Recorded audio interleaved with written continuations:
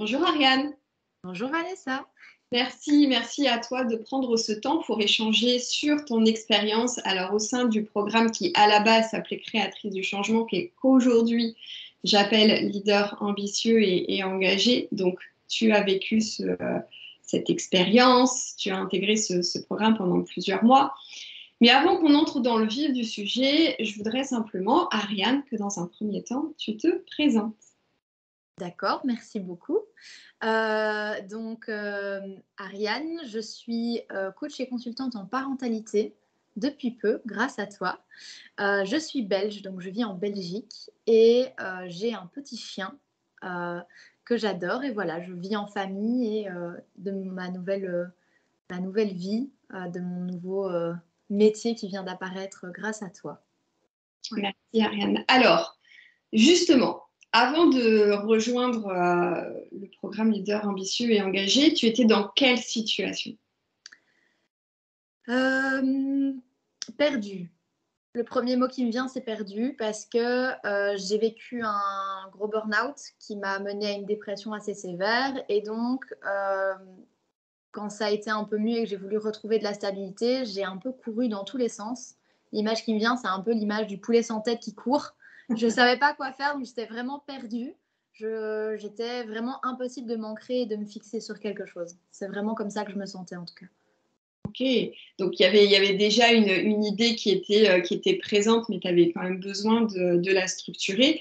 Qu'est-ce qui a fait que justement tu as décidé de travailler avec moi? Qu'est-ce qui t'a attiré dans mon énergie déjà d'une et dans le programme que je te proposais? Alors, il y a eu, donc moi je suis passée par le blog en fait parce que je suis tombée sur un de tes articles, c'est ça qui m'a menée à toi et je me suis beaucoup reconnue dans ce que tu écrivais. Du coup, je me suis dit bon bah prenons l'appel clarté puisqu'on a la possibilité d'avoir un petit temps avec toi gratuit. Et en fait, je me suis sentie entière et entendue entièrement. C'était vraiment la capacité que tu as à écouter entièrement et à me prendre dans ma globalité. Ça m'a beaucoup parlé. Et donc, je n'ai pas réfléchi plus que ça parce que moi, j'aime bien avoir le feeling. Donc, si le feeling fonctionne, je me suis dit, ça avait l'air ça avait l'air vraiment de me parler, mais vraiment, je l'ai senti. Je ne l'ai pas trop mentalisé. Et du coup, bah voilà, je l'ai pris comme ça. Ok. Alors, donc, quand tu as rejoint le programme, tu avais déjà une idée, mais voilà, c'était un peu flou. Qu'est-ce que le programme t'a permis de faire dans un premier temps? C'était quoi notre premier objectif à toutes les deux quand tu as intégré le programme? Ah, déjà de vraiment réussir à me fixer sur quelque chose et à plus m'éparpiller pour me recentrer. En fait, c'était vraiment le fait de se recentrer parce qu'à chaque fois, sinon, je partais dans tous les sens et j'arrivais pas à me stabiliser sur quelque chose. Donc là, vraiment l'objectif, c'était de me recentrer. C'est vraiment ça.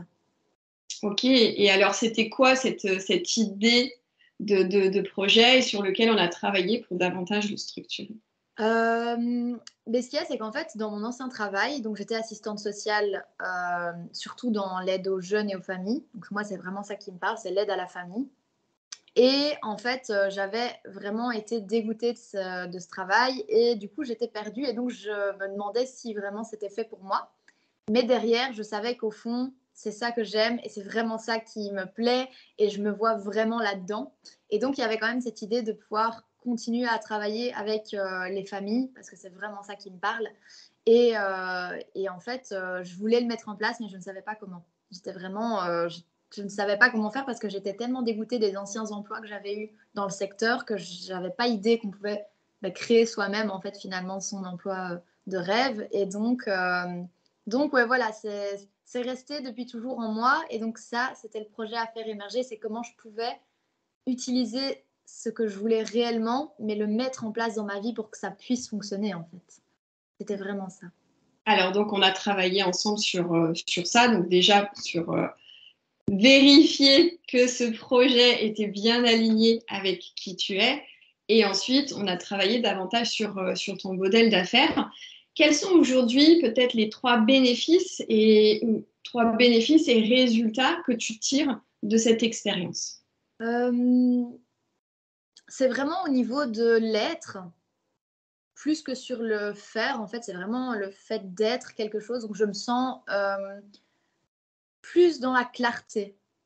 Je dirais donc plus dans la clarté. C'est beaucoup plus clair. Je suis moins perdue puisque c'était mon état d'origine. Vraiment, là maintenant, je suis au clair avec ce que je veux, avec ce que je mets en place et avec ce que je suis.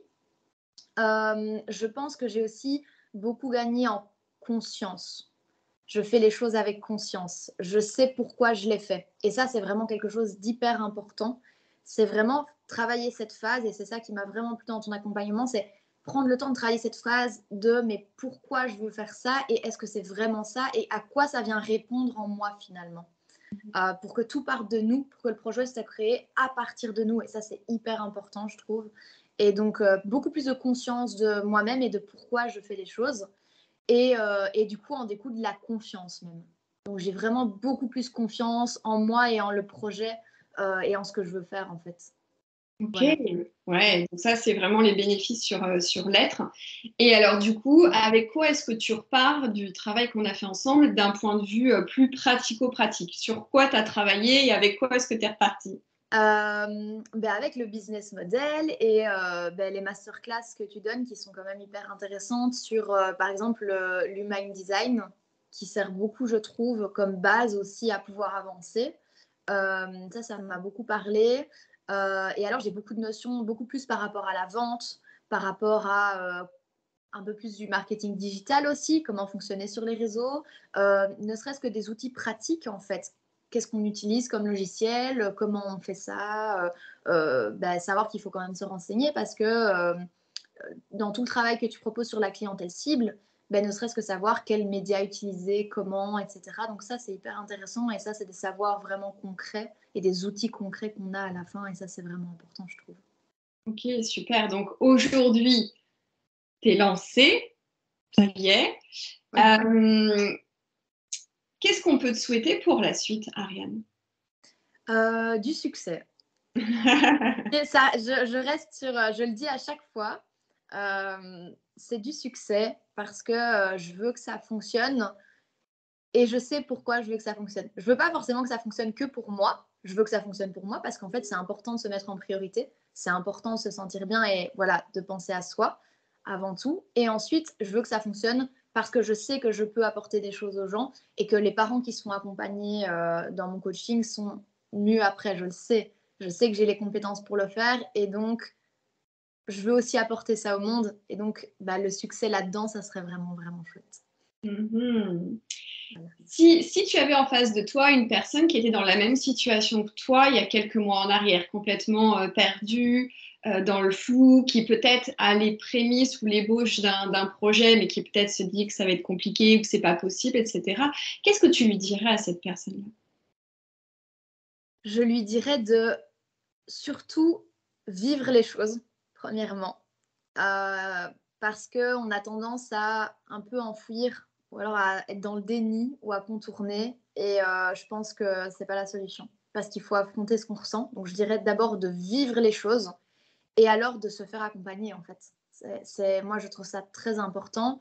Alors, si c'est au niveau professionnel, évidemment, se faire accompagner même par toi parce que voilà, il y a un coaching derrière qui permet de se stabiliser au niveau professionnel et même plus loin d'être accompagné s'il y a des problèmes psychologiques ou quoi. Moi, c'est ce que j'ai fait parce que j'en avais vraiment besoin et se faire accompagner, c'est hyper important.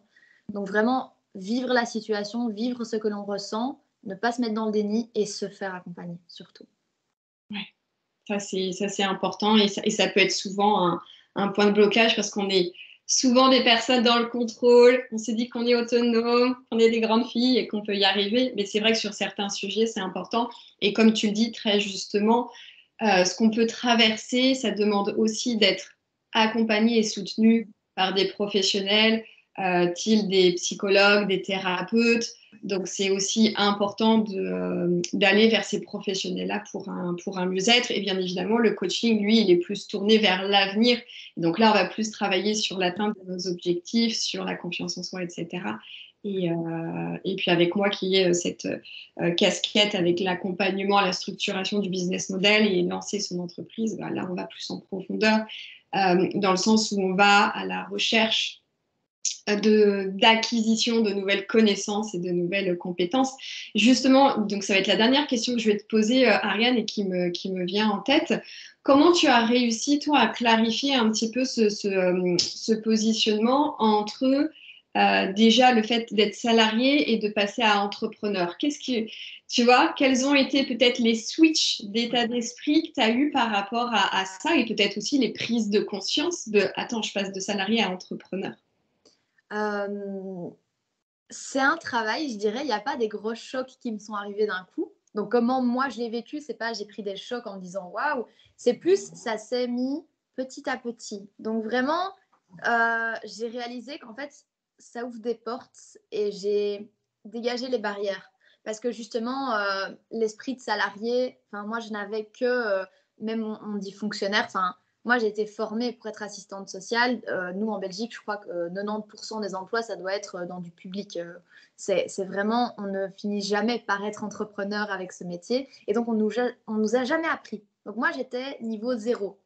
Et donc, en fait, c'est le fait de pouvoir en parler qui ouvre petit à petit. Et on se dit, ah, mais il y a cette possibilité-là. Il y a cette possibilité-là. Et c'est comme des petits déclics petit à petit. Je pense que c'est quand on voit aussi ce qui est possible, quand on a les exemples. Moi, je trouve ça chouette de pouvoir être dans le groupe, par exemple. On a rendez-vous toutes les semaines dans le groupe et voir les autres qui ont déjà un peu plus avancé et qui donc sont déjà un peu plus dans l'esprit entrepreneur. Ça nous permet de nous rejoindre aussi ça. Et puis, parler justement avec des personnes qui, au final, ont un esprit entrepreneur, parce que tout le monde ne l'a pas, mais ça permet vraiment de développer et de reconnecter à ça. Je dis reconnecter parce que je pense que c'est peut-être pas fait pour tout le monde, mais les gens qui sont entrepreneurs de base, il y a quand même quelque chose au fond d'eux. Et donc ça, c'est vraiment hyper intéressant. Et à chaque fois qu'on a des rendez-vous, parce que moi, du coup, j'ai pris des rendez-vous en individuel avec toi, du coup, à chaque fois, tu as toujours la petite question pour re-switcher, je trouve, pour, oui, ça, c'est la pensée, si tu penses salarié, mais vois plus grand. C'est comme ça que moi, je l'ai vécu. C'est vois plus grand, si tu vois comme un entrepreneur. Donc, il y a beaucoup plus, il faut beaucoup plus s'ouvrir. Donc, c'est vraiment un travail d'ouverture petit à petit, je trouve.